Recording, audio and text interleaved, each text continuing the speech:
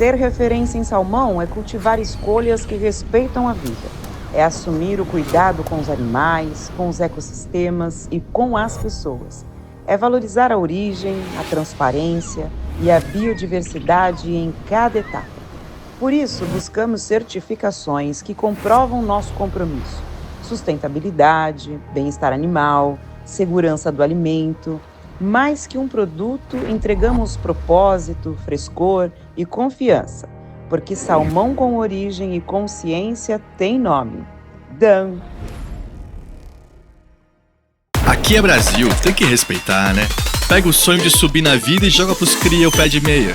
Deu menos jovens saindo da escola e muito mais passando de ano. Receba! E quando a gente dá de cara com aquela plaquinha, estamos contratando, sabe o que dá, né? No menor desemprego da história. Assina que é seu! Outro gol de placa é todos os remédios do Farmácia Popular de graça. Isso salva o jogo. E ainda tem muito jogo pra ser jogado. Com raça, porque o Brasil é dos brasileiros. Governo Federal. E aí, pessoal, tudo bem? Agora, depois de tudo isso, vai começar o mês. É isso aí, pessoal. Nós estávamos esperando temos gente que desceu lá, mas enfim, nós que desceu junto no Farofa, mas vamos começar assim mesmo, né? Já estamos atrasados e tem pessoal também assistindo, então precisamos tocar. Primeiro agradecer a presença de todos novamente. O Mesa está aqui, o Mesa Tendências, e a gente faz a curadoria desse evento com tanto cuidado, a Mariela que está aqui. E esse ano a ideia era fazer exatamente um tema que precisa ser discutido, precisa ser trazido. A cozinha de amor, sem fronteiras, é uma gastronomia necessária. E é uma gastronomia que precisa ser aplicada, na verdade. A gastronomia, a mesa, é realmente uma das últimas ferramentas que nós temos para poder fazer com que esse mundo tenha um pouco mais de paz. Porque paz na mesa é o que acontece. Ninguém briga com a boca cheia, ninguém briga enquanto está comendo. E, portanto, é um prazer a gente poder ter essa ferramenta. E, para começar, a gente queria trazer alguém que representasse essa ferramenta da melhor forma possível. Por quê? Porque é preciso ser alguém que seja família, tenha família, faça com que que a sua vida profissional tenha nascido e crescido ao redor desse núcleo familiar também, todo mundo ajudando, todo mundo integrado, e uma cozinha que seja afetiva, de fato, que seja de coração, que seja absolutamente de excelência, né? E de uma criatividade que não tem tamanho. Eu podia falar tudo aqui do que ela é, né? Mas eu vou até comentar aqui rapidamente, né? Porque me escreveram isso. Aos 36 anos, Renata Vanzetta é uma chefe empreendedora que gerencia 9 empreendimentos. 11 empreendimentos. Então, tá vendo? Você fez o podcast recentemente, né, Maria? Exatamente.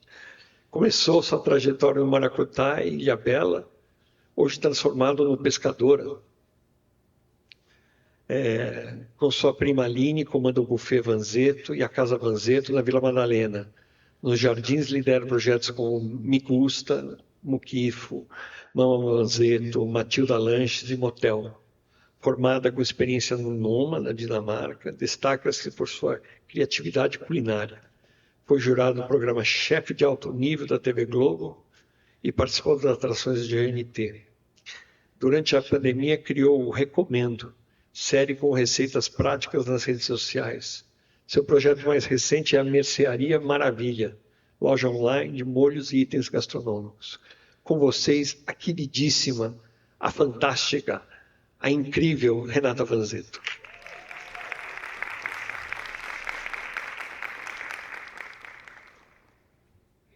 Oi. Tudo bem? Oi, gente. Bom dia. Vou para cá? Vou para cá, né? Onde você quiser. Bom, vamos lá. Vou deixar meu celular aqui, porque eu vou pôr um tempo. Espera aí, porque senão eu falo demais. Pronto. Bom, acho que ele já fez uma apresentação aí dos nossos negócios. A minha ideia aqui hoje é falar um pouco da minha vida empreendedora, como eu comecei, as dificuldades e os obstáculos que eu tive e como a gente está hoje. Eu nasci em São Paulo. Obrigada. Eu nasci em São Paulo, mas fui muito nova para Ilhabela, litoral norte de São Paulo. Fui criada lá nessa ilha e sempre fui uma pessoa muito curiosa assim com cozinha. Sempre gostei muito de comer, sempre tive um paladar diferente. Meus pais não cozinhavam nada, nem um ovo frito, absolutamente nada. E eu brinco que eu entrei na cozinha por isso, pela vontade de comer. Minha mãe não ligava a mínima, todo dia em casa era pão francês com mortadela, presunto e queijo, já te contei isso, né? E eu fui para a cozinha porque eu gostava de comer, desde muito cedo. E esse sonho da cozinha entrou em mim muito nova. Eu, com 13 anos, já fazia jantares lá na Ilhabela, nas casas de amigos dos meus pais, sempre querendo mostrar a minha cozinha, sempre querendo mostrar ali que eu sabia fazer um prato, um menu, tal. Então eu tinha esse sonho muito pulsante dentro de mim desde muito pequena. E uma coisa que é um dos pilares que eu quero falar aqui hoje é sobre esse sonho da gastronomia versus a realidade da gastronomia no nosso país e no mundo, né? A gastronomia é uma profissão, né? Um desejo que vem com muitos sonhos, com muitas vontades, vontade de mostrar nossa arte, pôr um restaurante em prática, tal, mas vem com pouco olhar para que de tudo precisa, né? O olhar empreendedor, o olhar de negócio, o olhar de resultado. A gente vem com muito sonho, muita poesia e pouca prática ali nos negócios. O meu começo, vamos lá. Meu Deus, espera aí, que eu não sei mexer com coisa que tem botão, hein? Aí. Bom, meu começo é na Ilhabela, uma menina muito curiosa ali com comida, sem ter a referência de comida ali na casa, pai e mãe, e uma família que tinha muito dinheiro quando se mudou para Ilhabela e perdeu tudo. Então eu tive que começar a me virar desde muito cedo. Então eu começo assim, é muita coisa, vou dar uma resumida, mas assim, vendendo sanduíche na escola, fazia pimenta para vender na cantina do colégio, comecei a fazer esses jantares na casa dos amigos dos meus pais, sempre para me virar e fazer um dinheirinho ali. Aí o tempo vai se passando, minha mãe resolve abrir um restaurante dentro da minha casa, com a minha prima Aline, que era chefe de cozinha, eu começo a ajudar nisso. Eu devia ter uns 13, 14 anos, e ali eu brinco que eu entrei numa cozinha profissional e nunca mais saí, com 13 anos de idade. Com um olhar de cozinheira, ponto, mais nada. Eu queria cozinhar, era o que eu gostava de fazer, era o que eu amava. E eu achava que para ter um restaurante, isso bastava. Quero cozinhar, quero criar meu menu, quero ir mudando meu menu degustação, a louça, o prato. Era até onde eu ia. Bom, os anos se passaram, eu fui morar fora, fui para a Europa, fui estagiar, sempre com esse sonho, achava que para ser um chefe eu precisava ir para a Europa, não sei o quê, e fui atrás disso, consegui, fui abrir o meu primeiro restaurante na Ilhabela. Voltei para Ilhabela, totalmente perdida, sem saber o que fazer, não queria morar em São Paulo. Minha mãe falou, então vem para cá, você vai ter que trabalhar. E aí a gente começou fazendo sanduíche na marina de barco do meu pai. Meu pai tem uma marina até hoje, pequenininha, chama Rancho. E eu fazia sanduíches para a galera levar nos barcos. E ali, organicamente, bem devagar, virou o Maracutai, meu primeiro restaurante. A gente foi crescendo a cada final de semana, põe uma mesinha, aí pôs teto, nem teto tinha no começo, para vocês terem ideia. Bom, primeiro restaurante, Maracutai, na Ilhabela, com minha mãe, com a minha tia Rejane, com meu pai, com a minha irmã Luísa, com todo mundo, vambora. Ah, a Renata é um talento, a Renata ama cozinhar. A gente tem que abrir um restaurante, vamos fazer empréstimo no banco, a gente vai conseguir, conseguimos. Maracutai abre, é um sucesso absurdo, fila na porta, eu era muito novinha, isso também chamava muito atenção, eu tinha 18 anos, as pessoas vinham de barco, de Maresias, de Caraguá, de todas as praias do lado para conhecer o Maracutai. E a coisa vai acontecendo, vem investidor, traz Maracutai para São Paulo, eu sempre com a minha familhinha do lado, até hoje, 20 anos depois, a gente segue juntas, bando de mulher que fez tudo acontecer, depois falo mais um pouco disso. E aí, eu me vejo na situação de um restaurante em São Paulo, de segunda a segunda, almoço, jantar, com milhões de concorrentes, com crítica, com imprensa. E aí, realmente, eu estou ali numa situação que era muito diferente do que eu achava que era a realidade de um restaurante na Ilhabela. E vem com isso todos os lados complicados e obstáculos que um restaurante faz na nossa vida. Que é o que eu quero falar aqui hoje. Eu aprendi na marra que não basta só cozinhar. E eu percebi que cozinhar, eu diria que 50% das pessoas que eu conheço cozinham bem. A sua avó cozinha bem, a sua mãe faz o melhor bacalhau do mundo, a sua tia faz o melhor bolo de cenoura que alguém já comeu, não sei o quê. Eu fui percebendo que só cozinhar, talvez eu não chegasse aonde eu quisesse chegar. E só cozinhar não ia sustentar meu restaurante. Porque o restaurante da esquina também tinha uma comida muito boa.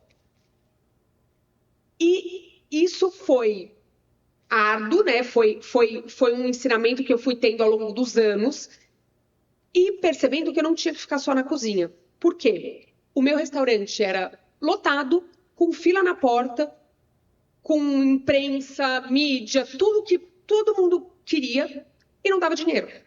Não dava dinheiro. Ao contrário, muitos meses fechava no vermelho. E eu vi ali que ele ia fechar. Em algum momento, ele ia fechar. E é tão louco que nesse mundo de A&B, de restaurante, às vezes nem fechar a gente consegue, porque fechar uma operação também é muito complicado. E custa muito. Bom, eu tinha um horror a ficha técnica, odiava. Minha mãe vinha com os papos, precisa fazer ficha técnica. Eu falava, eu odeio, eu não sou dos números, eu não quero fazer ficha técnica. Enfim, os anos foram se passando, a operação cada vez mais negativa. E chegou um momento que eu comecei a ter problemas com a minha família, porque quando está tudo bem, positivamente, eu saldo, todo mundo se dá bem. Quando começa a ir mal, a gente começa a ter problema. E foi o que aconteceu. Eu comecei a brigar com a minha mãe, brigar com a minha tia, as relações familiares ali começaram a ficar estremecidas pela operação do restaurante. E aí a gente decidiu vender, que foi... que ano, Rafa? Você lembra que ano que a gente vendeu? Foi um pouco antes da pandemia. A pandemia foi em 2020, não foi? Foi, 4 meses antes da pandemia. E aí eu vendi o Maracutai. Eu e minha família toda. Peraí, deixa eu passar aqui. Gente, como é que passa isso? Socorro. Não era aqui.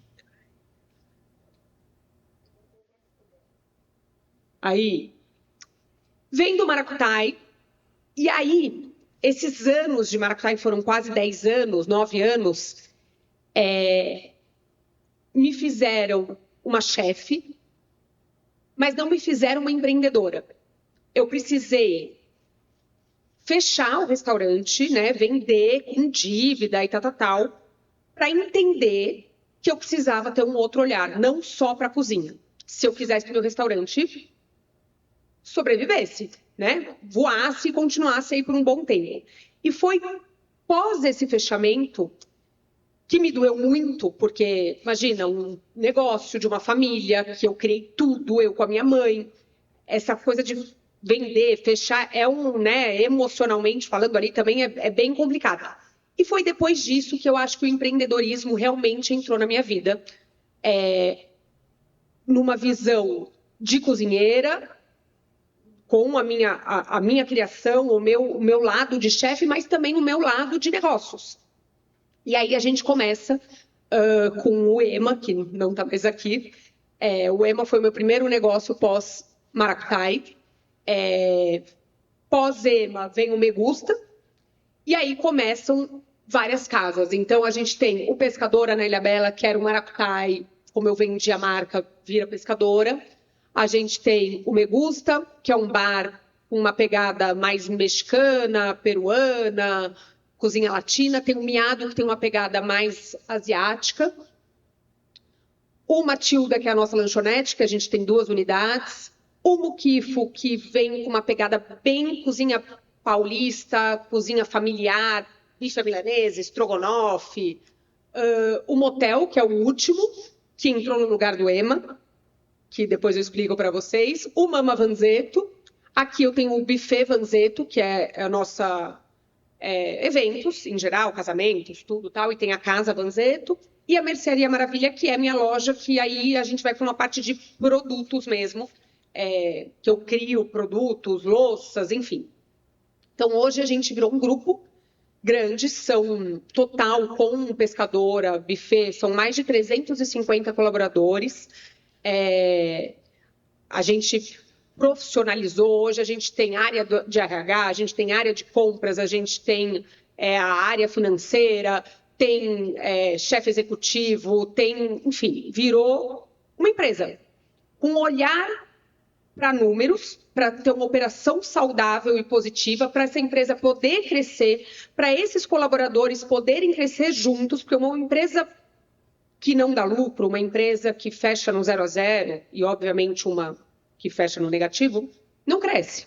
E, assim, os seus colaboradores também não crescem. Hoje, eu tenho orgulho de falar que, depois de 10 anos, a gente conseguiu, eu e minha família, junto com meus sócios novos, ter um grupo saudável, com crescimento. A gente teve um crescimento, desde a pandemia, de 55%, é um crescimento muito alto. E todo mundo crescendo junto com a gente. Só que não é fácil. Chegar até aqui não é fácil. A gente tem um leque de desafios muito grandes, né? Como toda profissão, mas eu acho que no A e B a gente tem um pontinho a mais dos desafios por aí, porque são muitas torneiras, são muitos detalhes, com matéria-prima que perde, que estraga, com um contato com um público diverso, gigantesco, todos os dias. É uma operação difícil. E o que prova isso é o tempo médio dos restaurantes e bares do Brasil. Hoje, parece que esse número está começando a mudar, mas ainda é muito ruim. Os restaurantes não chegam a 2 anos de vida. É muito triste. As pessoas investem, as pessoas vêm com esse sonho, que era o que eu tinha lá, menina na Ilhabela e tal, essa imagem da gastronomia só para esse olhar, e não dura 2 anos. Aí a gente tem uma sequência de gastos que a gente não calcula, que a gente não pensa. Então, por exemplo, quando a gente mesmo vai num restaurante e fala, nossa, que prato de frango caro, eu compro ali no mercado quilo do frango por R$26. Faria 10 pratos desse. Porque a gente pensa no preço do frango. Agora, quem fez esse frango?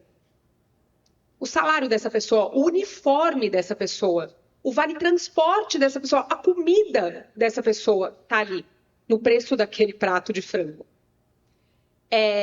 O ar-condicionado, a coifa que quebrou, a vela, a coleta de lixo, o segurança que está na porta. Não tem fim. O contador, o advogado, porque você tem ação trabalhista, você vai ter ação trabalhista, por mais correto que você seja, você vai ter. A taxa do cartão, os impostos, a taxa do aplicativo de delivery, está tudo ali.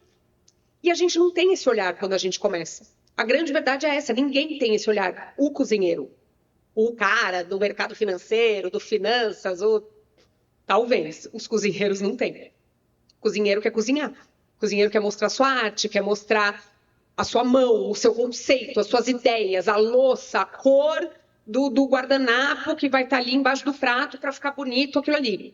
E a gente esquece, não é nem esquece, né? A gente não aprende sobre tudo isso aqui, que um prato paga a sua água, a sua luz, seu telefone, sua internet, seu aluguel, seu IPTU, sua manutenção, os impostos.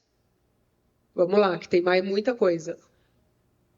Descartáveis, lavanderia, vela, empresa de exame médico, sistema de comanda, louça, talher, copo que quebra loucamente todos os dias, talheres que somem, coleta de lixo, a gente tem 2 vezes por dia, toda a jardinagem, câmara, dedetização, que no verão em São Paulo, quem tem restaurante aberto sabe, é semanal, limpeza, serviços contratados, nutricionista, contabilidade, advogado. Aí a gente tem mais os outros detalhes, né, que vem. É com esse dinheiro, né, obviamente, da venda do prato, que a gente faz uma festa de fim do ano para os colaboradores, que a gente tem assessoria de imprensa, que a gente tem as mídias sociais, identidade visual, taxas, laudos.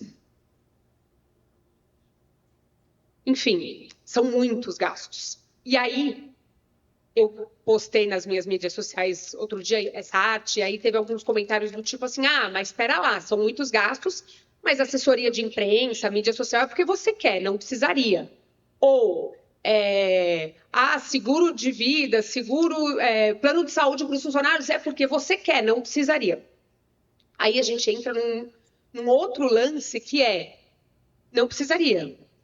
Mas qual que é o nosso diferencial? Por que a gente está aqui? Por que eu tenho um restaurante há 19 anos? É pelo que não precisaria? Aí entra os detalhes.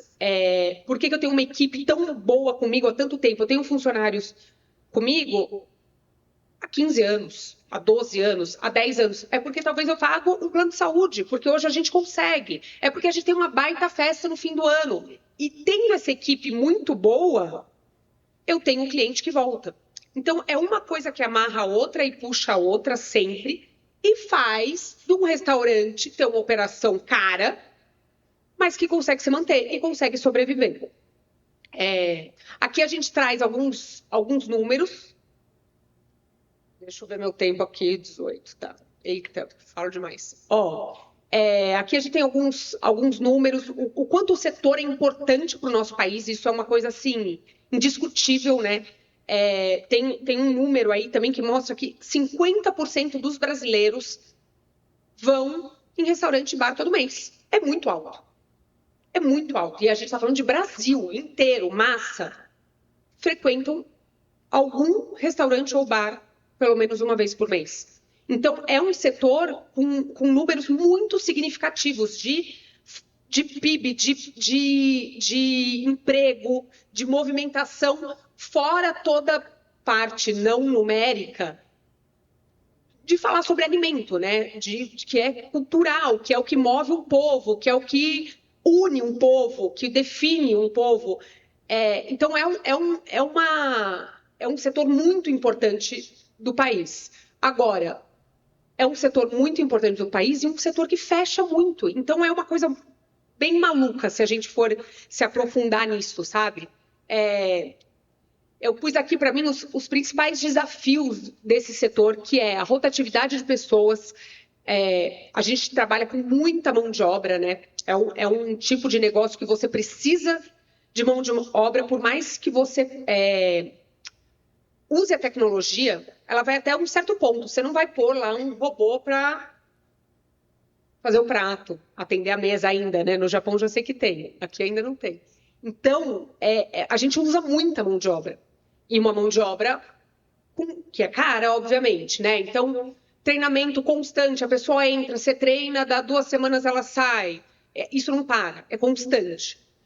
Controle de qualidade é outro grande desafio. Comida é uma coisa muito perecível, muito volátil. Então, hoje você ensina aquele cozinheiro, o purê vai com queijo assim, 2 colheres de manteiga. Amanhã você vai comer esse purê, não vai estar igual. Esse controle de qualidade é muito difícil, muito difícil. Eu diria que é um dos maiores desafios que eu tenho hoje no Grupo M, é exatamente manter esse padrão de tamanho, qualidade e aspecto. As jornadas extensas, né, que é um grande tema, né, até a história da escala 5x2, sendo que os restaurantes precisam abrir todos os dias para atender o público. E aí, como você cai numa jornada menos extensa, sendo que todo mundo aqui quer comer. Todo mundo quer poder pedir um delivery 10 da noite, se quiser. Então, é um outro fator bem complicado. E os desafios financeiros, que é sempre o maior dentro desse setor, né? As margens são baixas. Um restaurante muito bem operado, com muito controle de compras, de folha de pagamento, tal. Hoje, a média de margem no Brasil, ela varia de 8% a 12%, que é uma margem baixa para uma empresa.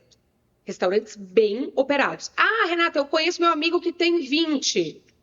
Tem, existe. Eu não conheço, mas tem gente que fala que conhece. 25%. Ah, eu tenho um amigo que margem de 40%. Aí a gente entra numa outra coisa, que eu estou falando de operações que pagam impostos, que repassam a caixinha para os seus funcionários, que pagam tudo bonitinho, que fazem tudo certo. Quando um restaurante faz tudo certo, chegar em 15% é porque o restaurante é muito bem administrado, mas muito bem. Porque se não for, é menos 15%.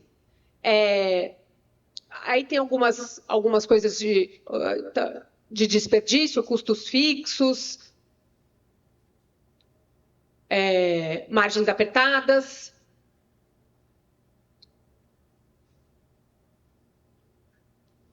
E aí a gente entra no diferencial, né? As margens são curtas, os restaurantes não sobrevivem. O que eu faço? Mudo de profissão? Meu sonho era abrir um restaurante, meu sonho era trabalhar com comida, é o que eu gosto de fazer da vida, é o que eu amo. Não, eu acho que eu sou a prova viva disso, da persistência, e eu uso muito, né, tudo que eu falo, palestras que eu dou, sempre para incentivar e influenciar as pessoas desse ramo de A e B a se manter, mas se manter com um olhar financeiro. Porque uma coisa depende da outra. Ah, mas eu não gosto, Renata, eu tenho um pânico de números. Tá bom, pega um sócio que gosta, contrata alguém que saiba. Não faz que nem eu.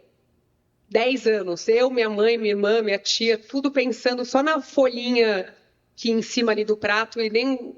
Ah, mas quanto tem no banco? Quanto esse mês deu? Não sei, era assim.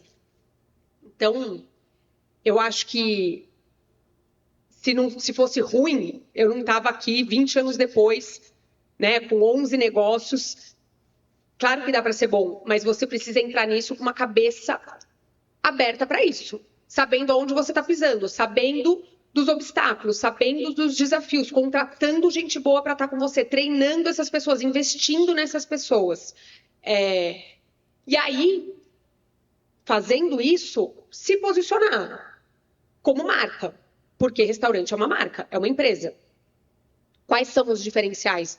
Você tem que ser uma empresa saudável, tudo isso que eu falei, mas você também tem que ter diferenciais para estar no mercado. Ainda mais quando a gente está falando em São Paulo, que abrem restaurantes a cada semana, toda semana, coisas muito legais, coisas não tão legais, coisas que no ano vão fechar, coisas que vão durar, mas tá aí, toda semana. O que vai te manter? Qual é seu diferencial? O que vai fazer você ser uma referência? O que vai fazer seu cliente voltar? Isso, para mim, é uma das coisas mais doidas, assim, desse mundo nosso gastronômico. Novidade, todo mundo vai, todo mundo conhece, todo mundo posta, todo mundo não sei o quê. E voltar? Como você faz para o seu cliente voltar? Esse é o lance. E isso é uma das coisas que eu mais me orgulho no nosso grupo, porque a gente tem muito cliente fiel, muito cliente que volta, que vira para mim e fala: é a terceira vez nesse mês que eu tô aqui. Renata, eu peço uma tilda toda semana. Renata, ano passado eu comemorei meu aniversário no Mama, esse ano eu vou no Muquif. A gente ouve muito isso o tempo inteiro e a gente tem dados disso, né? O iFood, por exemplo, que é a nossa plataforma de delivery, e que a gente tem um delivery muito forte pós-pandemia, mostra muito isso pra gente, a quantidade de cliente recorrente, isso é muito legal. E eu acho que esse é o pulo do gato. Você conseguir cair nisso, você conquistar a sua clientela para ser recorrente. Não ser um restaurante de novidade que a pessoa vai lá, vai conhecer, beijo, tchau, nunca mais volta. E aí entra uma quantidade de coisas que fazem a diferença no meu ver, assim. Criar uma das coisas, né? Esse posicionamento da marca. Eu vejo hoje o restaurante como uma marca, uma empresa. Ela tem que ter a conversa, o diálogo com o público, seja na mídia social e seja ali no presencial. O seu garçom, a sua gerente, o seu maître, eles falam o nome da sua marca. Eles precisam de um treinamento. A roupa que eles usam, o uniforme, precisa refletir a sua marca. E assim você vai criando uma marca, como qualquer empresa. Uma comunidade, essa questão de vínculo, né, de ter um cliente fiel que volta. A gente fala muito nisso internamente, que os nossos clientes ficam tão apegados e voltam tanto, tal, que eles querem levar o prato para casa, que eles querem comprar um uniforme. E aí nasceu a Mercearia Maravilha, que é essa minha loja que eu falei para vocês.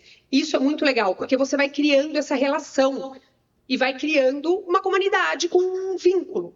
Então, a pessoa vai lá no Me Gusta e compra o pratinho do Me Gusta, vai no Ema e compra a sacola do Ema e compra a sacola do Ema. E você vai criando esse vínculo com o seu público. Aí hoje não dá para a gente não falar sobre presença digital, não tem como. É muito forte, é uma coisa que assim pode ajudar ou não o restaurante. Infelizmente, tem um lado, como tudo na vida, e a internet, né, tem esse lado pra caramba, de talvez não te ajudar e sim te atrapalhar.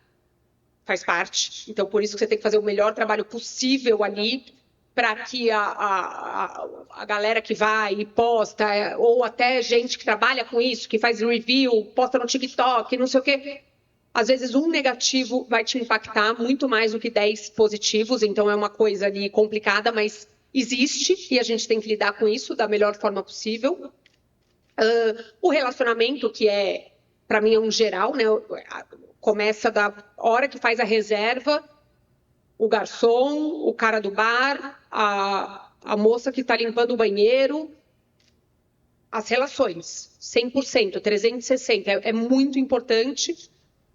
Tem também a questão de reputação, feedback, enfim, um olhar para isso. Eu hoje no grupo, eu não estou mais na operação ali, barriga no fogão, não fico mais, até porque seria quase impossível, né, com esse bando de coisa. Eu tenho chefes que fazem isso para mim, eu tenho um chefe em cada restaurante, eu tenho o Cone, que é o chefe executivo, que daí junta, une tudo, e tenho pessoas que fazem o negócio acontecer, que tocam o administrativo, que me ajudam nos eventos, enfim. E hoje eu fico muito mais com um papel de criação do que qualquer coisa. E um olhar voltado para isso.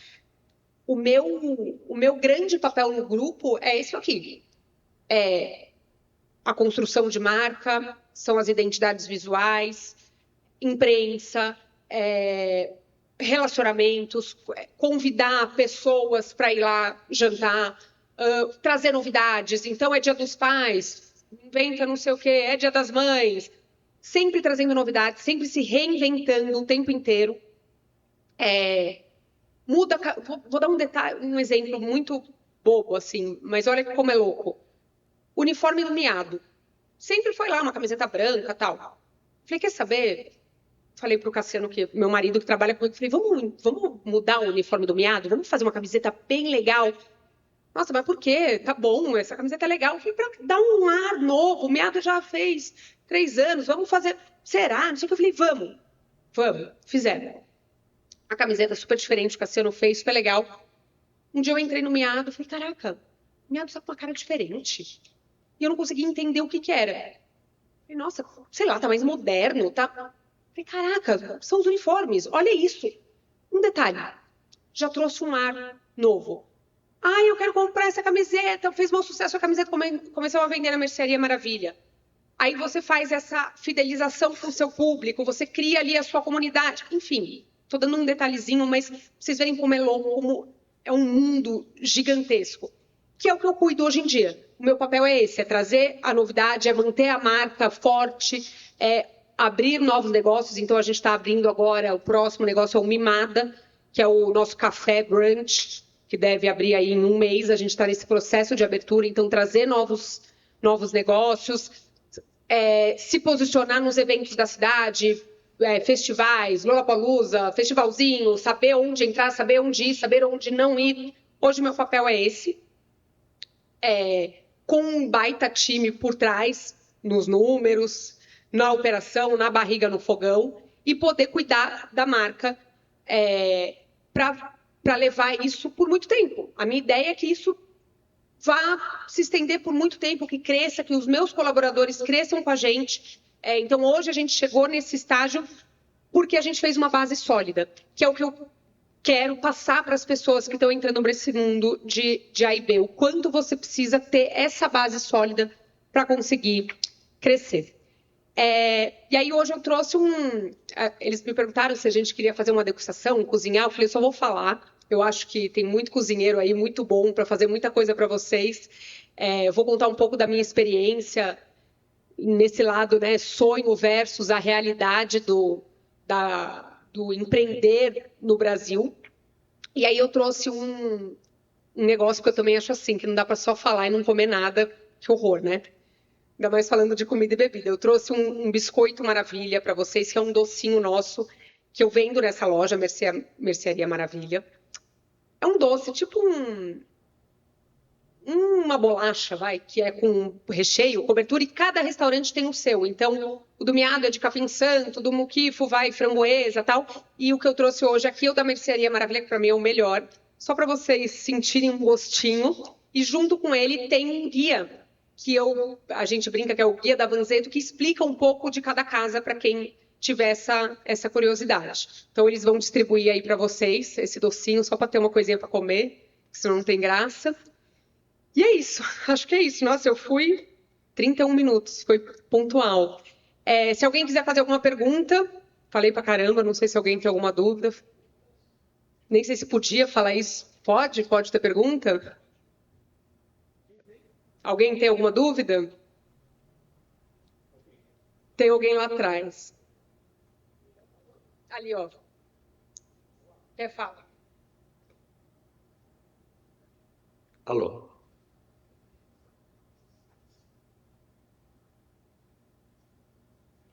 Bom dia a todos. Obrigado pela oportunidade. Meu nome é Amaury. Eu tenho uma pizzaria e fabrico salgados. Então, vim me inspirar aqui na sua história para poder também trilhar o caminho do sucesso. Legal. Obrigado. Boa sorte. É um caminhão. Isso aí. Bom, gente, acho que é isso, então. Diga, quer falar? Acabou não, Thiago. É porque é que eu não tô vendo nada. Tem uma luz, desculpa, eu achei que... Estou sem...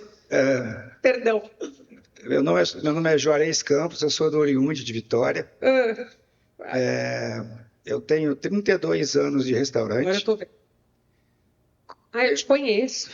Eu te conheço. Eu tenho 32 anos de restaurante. Como você, a minha equipe está comigo entre 22 e 30 anos.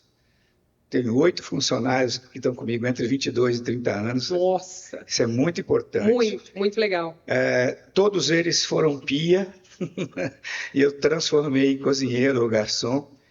E eu estou querendo te dizer o seguinte, eu com 32 anos de restaurante, eu tive o prazer de aprender muito com você aqui agora. Ai, meu Deus. Eu queria te agradecer e sentir muito de nossos colegas que deviam estar aqui, que não sobreviveram tanto tempo como nós, Sim. que deviam estar aqui para aprender que você tão jovem tem para ensinar. Meus parabéns. Ai, obrigada, fiquei emocionada. Eu choro. Obrigada. Muito legal. Quem é você? Renata, primeiro assim, é um prazer estar aqui te assistindo, te sigo há muito tempo. Eu sou professora do SENAC de Foz do Iguaçu, no Paraná, e nós atuamos também fazendo essa conscientização dos nossos alunos, que não é só cozinhar mesmo. Isso aqui é muito, muito importante, porque eles realmente não sobrevivem, eles vão com esse sonho achando que é só cozinhar, e depois eles se dão com a cara na porta com esses problemas. E eu queria te fazer uma pergunta que é o seguinte... eu noto que, principalmente, não adianta você ter todo esse aparato, mas se a pessoa não vai até o seu restaurante comprar a sua comida, qual que você acha que é, assim, o diferencial mesmo para a pessoa voltar, para ela comprar, para você ter esse cliente? E depois, por favor, de onde é essa linda camiseta? Essa camiseta da Mercearia Maravilha. Ótimo, obrigada. E brinco, camiseta, tudo. A gente faz tudo de comida. Isso é um ponto que é foda. Por quê? Você pode pegar um chefe maravilhoso, você pode pegar o sócio dele, é um puta cara para números, que tem uma visão absurda, que vai fazer assim um negócio tirar leite de pedra. Mas você não tem cliente. Acontece? Muito. Quantos restaurantes você passa aí vazio, né? Até os nossos, que a gente tem um movimento muito bom. Chove, cai. Feriado, cai o movimento. Copa, não vai ninguém. O movimento, o público é muito instável, é muito difícil. Se está muito calor, afeta. Se está muito frio, aqueles frios repentinos, afeta. Então, isso é, assim, o ponto de partida mais difícil que existe, que é o movimento. O que eu acho? Aí entra a comida. Eu acho que o negócio estoura quando a comida é muito boa.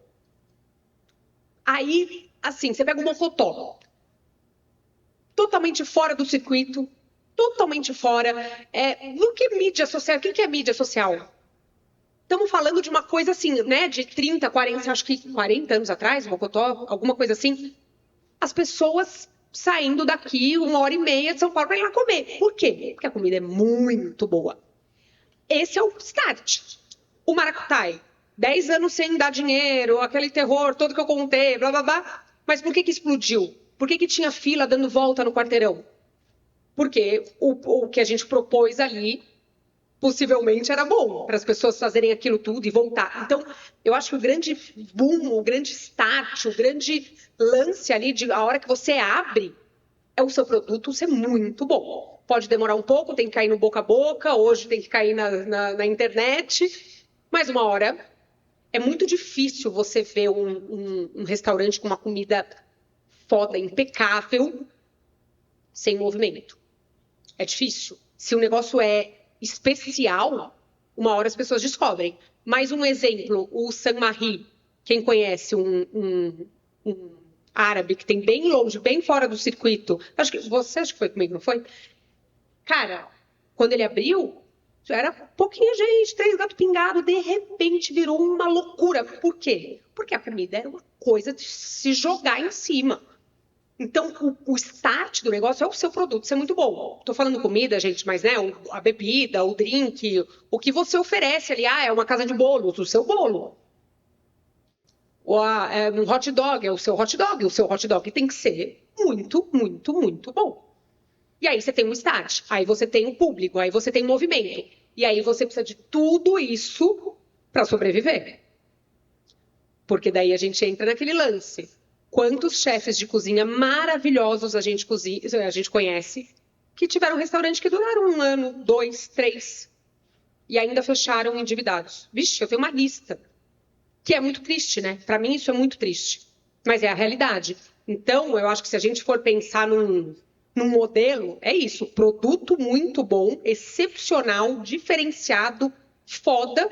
E aí uma base para você se sustentar e sobreviver aos 300 mil obstáculos que vão vir aí, né? Eu acho que é isso. E é a camiseta da mercearia. Vai lá. Okay. Boa tarde a todos. Tarde. Esse cantinho aqui é o cantinho de equipamentos, tá?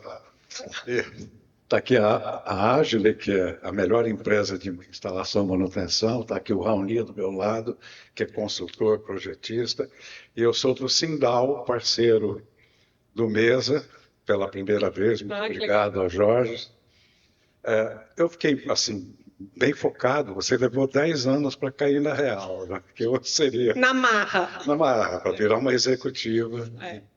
Então, aqueles 10% que você colocou de desperdício, hoje é o foco da nossa indústria.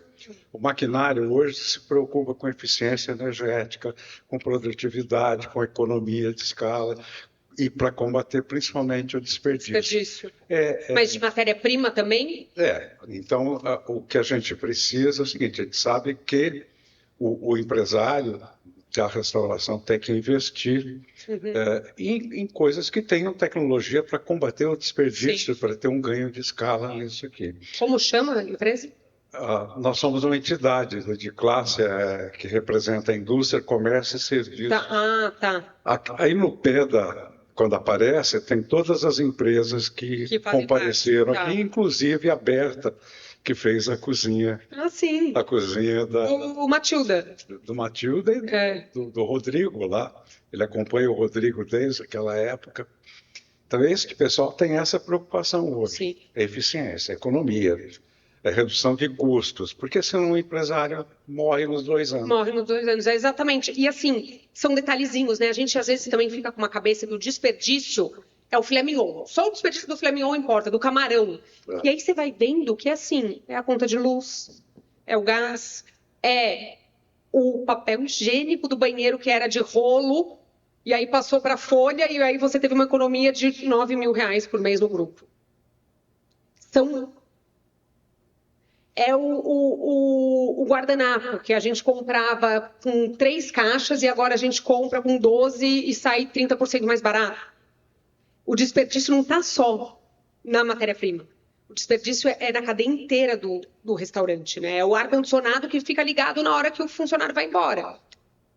E está aí, o seu dinheiro está aí. Nós estamos fazendo a nossa parte, tentando ajudar, porque isso é o nosso marketing. A gente vende aí, na medida que a gente apresenta um equipamento com mais tecnologia, com mais eficiência. Sim, é muito bom, porque precisa. Total, adorei. Parabéns. Valeu, obrigada. Tá bom. Olá, tudo bem? Meu nome é Charles, eu sou do Boteco Bolovo. E, em primeiro lugar, quero agradecer. Você é uma inspiração para a gente, porque o Bolovo existe baseado nesse universo M, né? Que legal. Das casas ali, todas assim. Você sobe, tem uma casa sua, desce, tem outra casa sua. Fui no Mico, fui no EMA, em todas as casas. E isso mostrou que o nosso grupo, nós temos 13 casas em São Paulo. E o Bolovo abre do lado da casa mais tradicional que tem 20 anos, que é o Caetano's Bar. Né? E como conseguir se reinventar e segmentar um público para poder desenvolver sem tirar de si próprio, né? Você vira concorrente de si. E a minha questão vem muito nisso, assim, de como está acompanhando essa tendência, que o Bolovo vem nessa ideia da inovação, da novidade. É o bar mais novo, que rompe com uma tradição das outras 12 casas. Né? Mas como que fica isso para se manter, ser sustentável da novidade, desse apelo, da inovação, de trazer isso? Porque vamos abrir mais 3 casas, e como isso vai funcionar, e como a gente vai estar sempre arejando e permanecendo relevante, né? Sim. É um desafio, né? É um desafio, e eu enfrento muito isso. A todo momento que eu abro uma casa nova, eu também viro concorrente de mim mesma Isso é uma realidade que existe. Então, o almoço do Mama concorre com o almoço do Muquifo. E aí eu tenho uma equipona aqui, uma equipona ali, e às vezes o Muquifo está lotado, o Mama não. E aí a gente entra nisso. E a gente vem para esse lado também de ser diferente, de ser moderno, de ser novo, porque é um lado, você pode também ser um clássico maravilhoso, bem feito, e tá aí, Haskell, Spot, milhões de restaurantes que estão aí há 50 anos com um trabalho excelente, é uma outra vertente. Agora, você vai para o lado mais moderno, mais inovador, até quando você é moderno? Aí chega alguém novo, muito mais, fazendo uma operação muito mais diferente, muito mais legal. É um desafio. Eu sou meio doida nessas coisas de novidade. Eu sou muito movida a isso. Então, o fechamento do EMA foi isso. Chegou um momento que eu falei, eita, peraí, o EMA não é um clássico e o EMA não é mais uma novidade. O que o EMA é? E eu comecei a ver o EMA começando a cair. Eu falei, a gente vai parar por aqui. Porque também eu acredito que muitas coisas têm ciclos. O EMA durou 12 anos, maravilhoso. E eu fechei o EMA bem, positivo. É totalmente diferente do fechamento do Maractai, por exemplo. E aí eu trouxe um motel. Uma novidade, uma doideira. Motel, você pirou de vez, você enlouqueceu. Vamos embora, vamos fazer um restaurante chamado Motel. Vamos tirar o menu de degustação, não vou ter vinho caro, não vou... Mudei tudo. Trouxe uma novidade nova. Mesma coisa que eu fiz com o Mico. Pus o Mama. Então, eu fui por esse caminho de me reinventar a hora que eu sinto que o negócio tá meio indefinido. E saber a hora de fechar. Eu acho que isso também é um tema muito pouco... Né? A gente fala muito pouco porque é doído. Mas saber a hora de fechar também é uma inteligência. Às vezes a gente vai arrastando. Não, vai melhorar. Não, é porque não sei o quê. Ai, a economia. E vai indo. E aí você pode se dar mal. Eu acho que eu peguei o timing muito certo de fechar o EMA. Foi assim, eu não diria que foi no auge, porque eu estaria mentindo, mas foi num momento bom e trouxe uma novidade que está lá bombando, fila na porta, faturando mais do que o EMA faturava.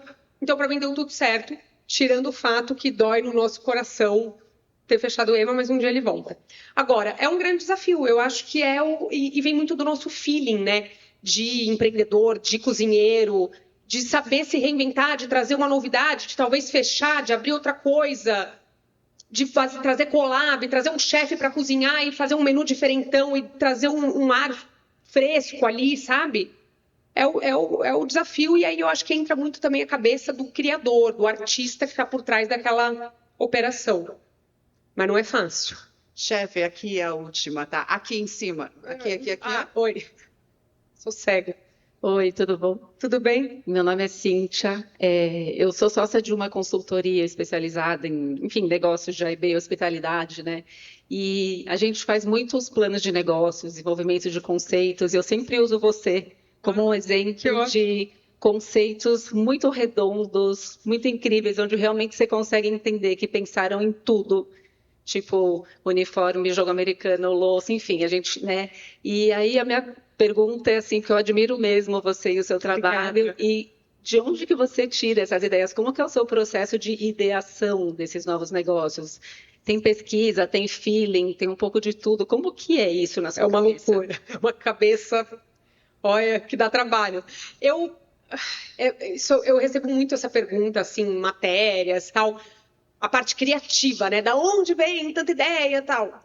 Cara, isso eu acho que é uma coisa que eu meio que nasci. Assim, a minha mãe é assim, minha mãe é uma artistona doida, muito criativa, que tem milhões de ideias por minuto.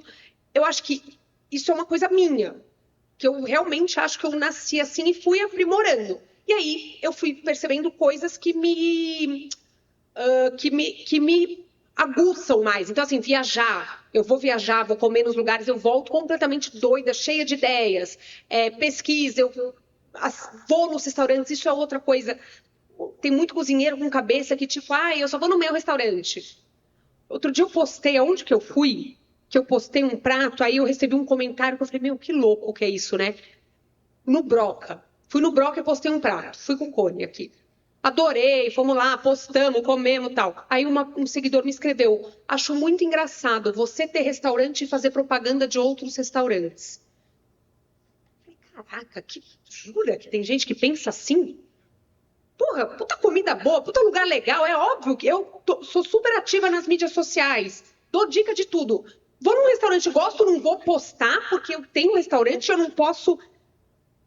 Tipo, é tão fora da minha cabeça, mas é a cabeça do povo, né? Tem muita gente assim.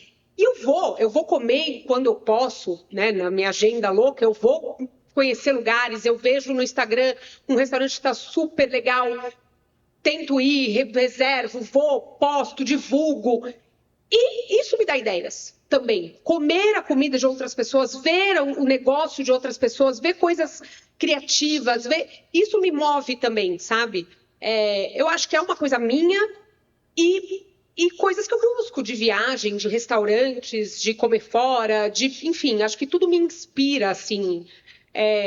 Eu, final de semana, com a minha família em casa, cozinhando, às vezes sai uma ideia.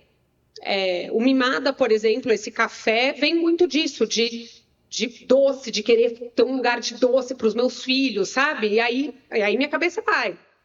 Como vai ser o Mimada? O que vai ter? O nome, a cor, o logo, o jogo americano, o uniforme do garçom, a cor do banheiro, o papel de parede que eu desenhei que vai no banheiro. E aí é um universo sem fim, né?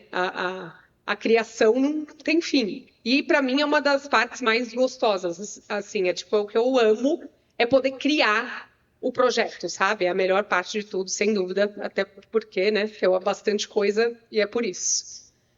Acho que é isso, acho que eu passei o tempo aqui, né, Jesus? Passei. Não, mas tá tudo certo. Meu Deus, passamos bem o tempo. Pessoal, uma salva de palmas para Renata Vanzetto. Obrigada. Adorei. Adorei.